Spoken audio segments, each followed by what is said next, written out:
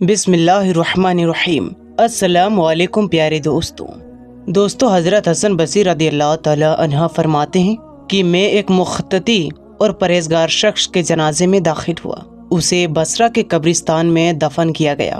تدفین کے بعد لوگ اپنے اپنے گھروں کی طرف چلے گئے اور میں قریبی جنگل کی طرف چلا گیا۔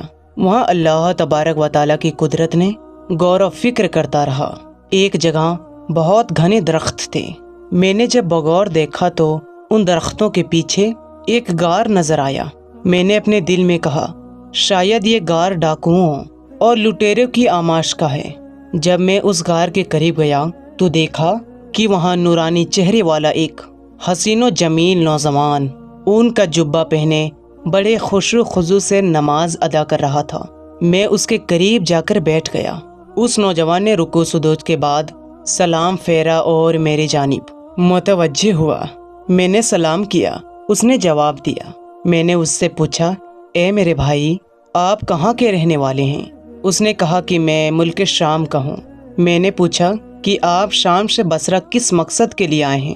اس نے جواب دیا کہ میں نے سنا تھا بصرہ اور اس کے قریبی علاقوں میں عابدین اور زاہدین اور با علماء اکرام بہت زیادہ ہیں، چنانچہ میں شام سے بصرہ چلا آیا تھا تاکہ ان علماء اکرام سے مل سکوں اور ان سے علم اور عمل سیکھوں۔ میں نے اس سے پوچھا کہ تمہارے کھانے پینے کا انتظام کس طرح ہوگا؟ یہاں جنگل میں تمہیں کھانا کیسے ملتا ہے؟ اس نے جواب دیا کہ جب بھوک لگتی ہے تو درختوں کے پتے کھا لیتا ہوں، اور جب پیاس محسوس ہوتی ہے تو جنگل میں موجود تالابوں سے پانی پی لیتا ہوں۔ میں نے کہا اے نوجوان، میرے خواہش ہے کہ میں تجھے عمدہ آٹے کی 2 روٹیاں پیش کروں تاکہ تم انہیں کھا کر عبادت پر طاقت حاصل کر سکو۔ تو وہ نوجوان کہنے لگا کہ ایسی باتیں چھوڑو، میں نے کئی سالوں سے کھانا نہیں کھایا، پتے کھا کر ہی گزارا کر رہا ہوں۔ میں نے کہا کہ اگر تم میرے کھانے کو قبول کر لو گے تو ہمارے خوش قسمت ہوگی۔ تم ہماری طرف سے کچھ نہ کچھ قبول کر لو تاکہ ہمیں برکتیں حاصل ہو۔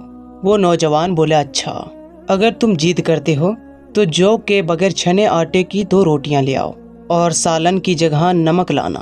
اب فرماتے ہیں کہ پھر میں اس نوجوان کے پاس سے چلا آیا اور 2 روٹیاں پکوائیں، ان پر نمک رکھا اور واپس اس جنگل کی طرف چل دیا۔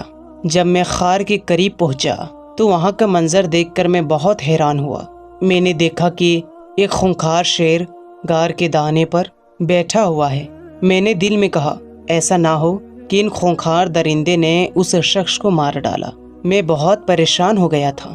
پھر میں ایک اونچی جگہ پر چڑھا جہاں سے غار کا اندرونی حصہ نظر آ رہا تھا۔ مجھے یہ دیکھ کر بڑی خوشی ہوئی کہ وہ نوجوان صحیح ہے اور اپنی رب کی بارگاہ میں سجدہ کیے ہوئے ہے۔ میں نے بلند آواز سے اسے پکارا اے میرے بھائی، تجھے کیا ہو گیا ہے کہ تو اپنے آس پاس کے حالات سے بے خبر ہے؟ شاید عبادت الہی میں مشغولیت کی وجہ سے تجھے باہر کی حالات کی خبر نہیں ہے۔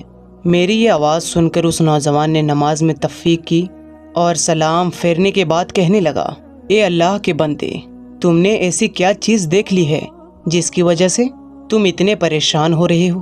میں نے کہا ارے وہ دیکھو، غار کے دہنے پر ایک خونخوار شیر بیٹھا ہوا ہے اور ایسا لگتا ہے کہ وہ ابھی حملہ کر دے گا۔ اس نے مجھے مخاطب کرتے ہوئے کہا اے خدا کے بندے، اگر تو اس ذات سے ڈرتا جس نے شیر کو پیدا کیا ہے تو یہ تیرے لیے بہت بہتر تھا۔ پھر اس نوجوان نے شیر کی طرف توجہ کی اور کہا اے درندے، بے شک تو اللہ کے کتوں میں سے ایک کتا ہے۔ اگر تجھے بارگاہ خداوندی سے حکم ملا ہے کہ تو مجھے کوئی نقصان پہنچائے تو پھر میں تجھے روکنے کی قدرت نہیں رکھتا، اور اگر تجھے اللہ رب العزت کی طرف سے حکم نہیں ملا تو پھر مجھے تیرا کوئی خوف نہیں۔ پھر تیری بہتری اسی میں ہے کہ تو یہاں سے چلا جا۔ تو خواہ مخواہ میری اور میری بھائی کی ملاقات میں حائل ہو رہا ہے۔ ابھی اس نیک نوجوان نے اپنی بات مکمل بھی نہ کی تھی کہ وہ شیر دہاڑنے لگا اور دم ہلاتا ہوا وہاں سے اس طرح بھاگا جیسے اسے اپنا کوئی شکار نظر آ گیا۔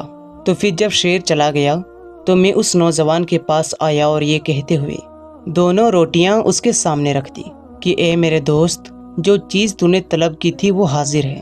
اس نے وہ روٹیاں لی اور اسے حسرت بھری نگاہوں سے دیکھنے لگا۔ پھر وہ رونے لگا، روتے روتے اس کی ہچکیاں بن گئی۔ پھر اس نے روٹیاں نیچے رکھ دی اور آسمان کی طرف دیکھتے ہوئے کہنے لگا، اے میرے پاک پروردگار، میں تجھے تیرے عرش عظیم کا واسطہ دے کر التجا کرتا ہوں، اگر تیری بارگاہ میں میرا کچھ مرتبہ اور مقام ہے اور میں تیری بارگاہ میں مردود نہیں بلکہ مقبول ہوں، تو اے میرے اللہ مجھے اپنے قرب خاص میں بلا لے اور میری روح قبض فرما لے۔ حضرت حسن بصری فرماتے ہیں کہ اس نوجوان نے یہ دعا مکمل ہی کی تھی کہ فوراً اس کی روح پرواز کر گئی۔ میں واپس اپنے علاقے آیا اور چند متقی اور پرہیزگار لوگوں کو جمع کیا تاکہ ہم اس نوجوان کی جنازے کو پڑھا سکیں۔ میں ان ساتھیوں کو لے کر غار کی طرف چل دیا۔ جب ہم وہاں پہنچے تو دیکھا کہ غار میں تو کوئی بھی موجود نہیں۔ جس خوش نصیب نوجوان کی لاش کو میں ابھی یہاں چھوڑ کر گیا تھا، اب وہاں اس کا نام و نشان بھی نہیں تھا۔ میں بہت ہی حیران و پریشان تھا کہ آخر اس کی لاش کہاں غائب ہو گئی۔ اچانک مجھے ایک غیبی آواز سنائی دی۔ کوئی کہنے والا کہہ رہا تھا، اے ابو سعید، اپنے ساتھیوں سے کہو کہ وہ واپس چلے جائے، اب اس نوجوان کی لاش کبھی نہیں ملے گی، اس کی لاش کو اٹھا لیا گیا ہے۔ اللہ والوں کی شان بہت اونچی ہوتی ہے، ان کو سمجھنا عام انسانوں کی بس کی بات نہیں ہے۔ بے شک انہیں نہ کوئی خوف ہوتا ہے اور نہ ہی کوئی غم۔ اللہ تعالی ہم سب کو اپنا نیک بندہ بنائے، آمین ثم آمین۔ تو دوستو، آپ کو یہ واقعہ، یہ ویڈیو کیسی لگی ہمیں کامنٹ سیکشن میں جا کے ضرور بتائیے گا۔ انشاءاللہ تبارک و تعالی پھر ملیں گے ایک اچھی اور نیو ویڈیو کے ساتھ۔ تب تک کے لیے آپ اپنا اور اپنوں کا بہت ہی زیادہ خیال رکھیں۔ السلام علیکم، اللہ حافظ۔